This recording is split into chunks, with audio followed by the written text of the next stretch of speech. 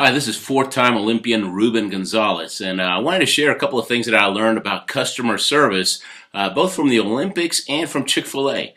My first job in high school was Chick-fil-A back in the 70s. There was only 141 stores.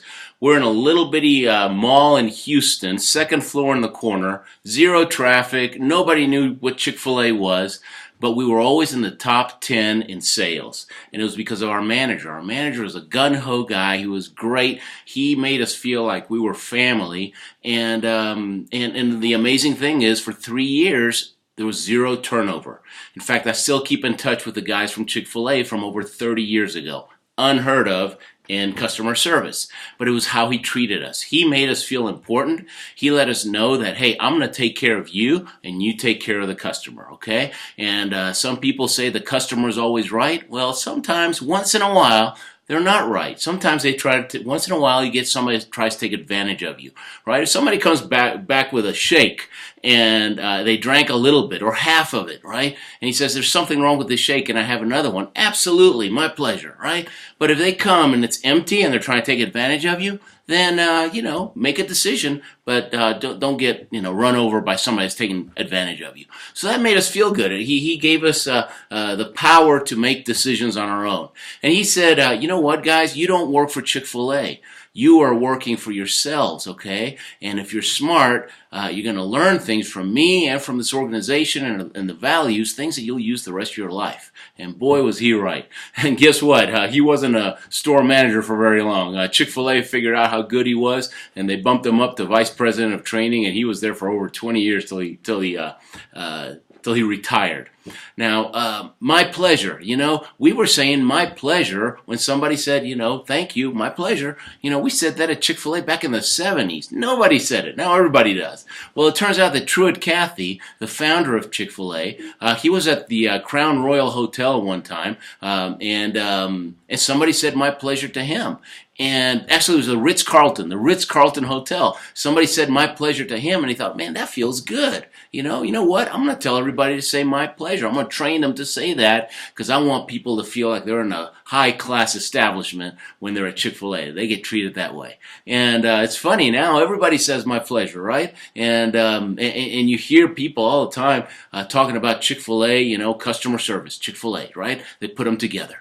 But it's little simple things. I've actually read some books on customer service, and it almost seems like they're trying to overcomplicate it. Our manager, he always told us, look, just treat people like family, okay? If they're a little older than you, treat them like you'd want your mom or your dad to be treated. If they're your age, treat them like you'd want your best friend or your brother and sister to be treated. If they're older, treat them like you'd want your grandma or grandpa to be treated. It's that simple. Be nice to people and treat them nice, and just make them feel good and welcome. Now, let me tell you what I learned about customer service at the Olympics. I competed. My first one was Calgary in 1988. Awesome. They treated us so well. It was wonderful. The next one was Albertville, France, 1992. The food was off the charts. Gourmet food, incredible. I've never eaten so well in my life. But guess what? The customer service was so bad that you could ask for anything. Could I have some more shampoo or an extra towel for my room? And their stock answer was, I am sorry for you. We cannot do this. I must have heard that 10 times. I thought, my gosh, I felt so unwelcome that my buddy and I from Spain, my luge buddy from Spain and I, after we finished our competition, we took a train 30 hours all the way down to Spain. We spent a week and a half there and came back for the closing ceremonies. And then we quit because we figured, man, we worked so hard to come here, and then they don't even make us feel welcome. And a bunch of athletes quit after the Albertville Olympics because of that, because of bad customer service. So imagine that, if an athlete that spends years and years and years training will quit because of bad customer service. Imagine what your customers will do if they get bad customer service, right? So think about that. Now, the next Olympics was Salt Lake City. I actually quit the luge for 6 years, and 5 years before the Salt Lake City games, my coach, he convinced me to come back. He says, oh, it's going to be great. Don't. And finally he convinced me. I got back in, qualified, got to go.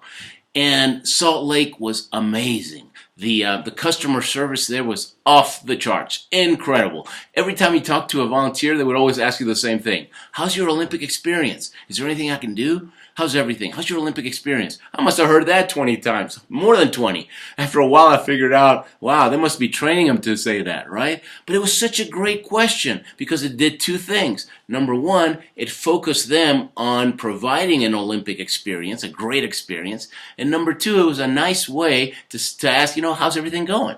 And so I learned a lot from them.